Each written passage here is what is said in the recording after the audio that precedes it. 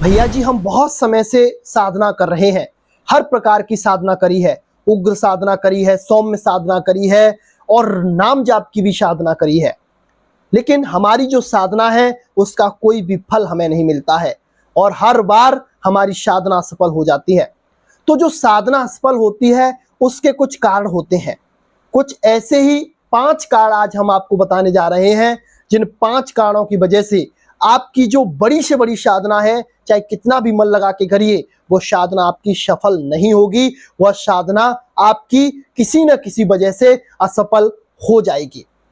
जो सबसे पहली गलती होती है वह यह होती है कि आप जिस मंत्र का जाप कर रहे होते हैं या जिन गुरु से आपको जो मंत्र मिला होता है, जो साधना मिली होती है, उन पर पूर्ण विश्वास ना होना, मंत्र पर पूर्ण विश्वास ना होना और गुरु पर पूर्ण विश्वास ना होना, यह आपकी असफलता का सबसे बड़ा कारण होता है। क्योंकि जब तक आप किसी पौधे को जमीन में लगाओगे नहीं या फिर किसी बीज को जमीन में दबाओगे नहीं, तब तक वह अंकुरित कैसे होगा। इसी तरह से जब कोई आपको साधना दे रहा है या मंत्र दे रहा है, तो वो आपके अंदर अपना बीज रोपित कर रहा है। अब आप उस बीज को विश्वास रूपी ढाल से दबाओगे नहीं, श्रद्धा रूपी ढाल से उसे सींचोगे नहीं, तो आपकी कितनी भी बड़ी साधना हो, चाहे आपने कितनी भी मेहनत करी हो, 4 घंटे 5 घंटे कितना भी जाप किया हो, वो साधना आपकी असफल होनी ही होनी है। जो दूसरी गलती होती है वह यह होती है कि आप जिस विधान से साधना कर रहे हैं, चाहे आप सौम्य साधना कर रहे हैं, चाहे आप उग्र हनुमान जी की साधना कर रहे हैं, चाहे आप भैरवनाथ की साधना कर रहे हैं या मां भगवती काली की साधना कर रहे हैं, उसमें आपको सही विधान ना पता होना और सही सामग्री का आपको पता ना होना, अपने मन माने ढंग से पूजा करना, मन माने ढंग से भोग लगाना, मन माने ढंग से सारे कार्य करना और उनमें जिन जिन सामग्रियों की आवश्यकता होती है उन सामग्रियों का आपके पास उपलब्ध ना होना, यह भी आपकी साधना का असफल होने का एक सबसे बड़ा कारण होता है। तो जो भी साधना करो, उस साधना को कम से कम 10-15 दिन पहले किसी से लो और उसकी पूरी तैयारी करो। उसकी सामग्री क्या होगी, उस सामग्री को देखो, जगह का चुनाव करो और ठीक तरह से विधान पता करके जब आप साधना करोगे तो आप किसी भी साधना में सफल हो जाओगे। जो तीसरी आपकी गलती होती है वह यह होती है कि आप मंत्र जाप साधना करते हैं या ध्यान साधना करते हैं, उसमें आपका बेसिक कंप्लीट नहीं होता। बेसिक में जैसे कि आपको ध्यान करना सिखाया जाता है, आपको कवच कीलन दिए जाते हैं, आपको आसन बांधना सिखाया जाता है, किस हिसाब से पूजा पाठ करनी है, देवताओं का आवाहन कैसे करना है, वो सारी विधि बताई जाती है। अगर आपका बेसिक क्लियर नहीं है और साधना में आपका ध्यान नहीं लग रहा है, तो आपकी साधना सफल होने में विलंब करेगी। जिस तरह से कि अगर कोई साधना 41 दिन की है और 41 दिन में आपका 100% यानी 90% भी ध्यान लगा, तो वो आपकी साधना 41 दिन में ही सिद्ध हो जाएगी।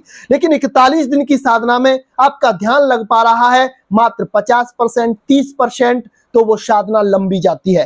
फिर उसे 2-2, 3-3 महीने, 4-4 महीने लग जाते हैं और इतने समय तक साधक टिक नहीं पाता है।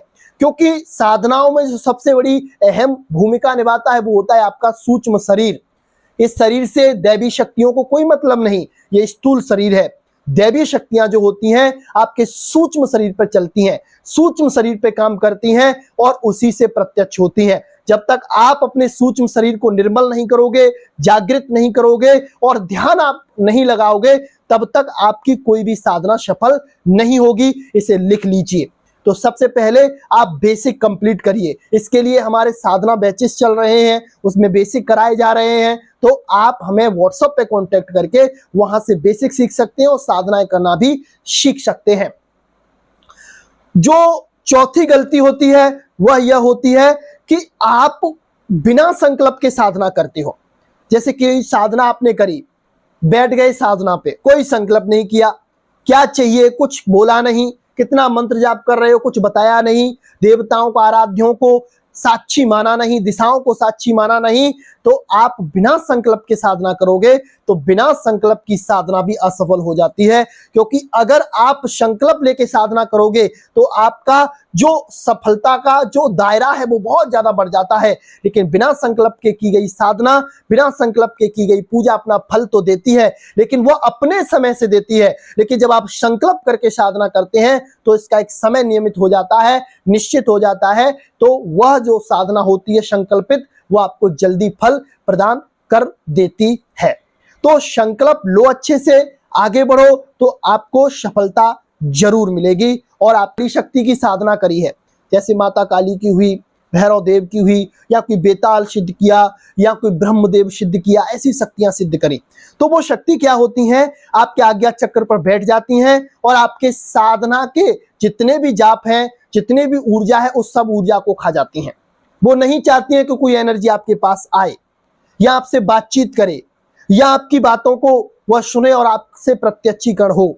या फिर इसमें ये और एक गलती होती है कि जिस आराध्य की आप साधना कर रहे हैं वो आराध्य आपके पास नहीं आना चाहता, तो आपकी साधना सफल हो जाएगी।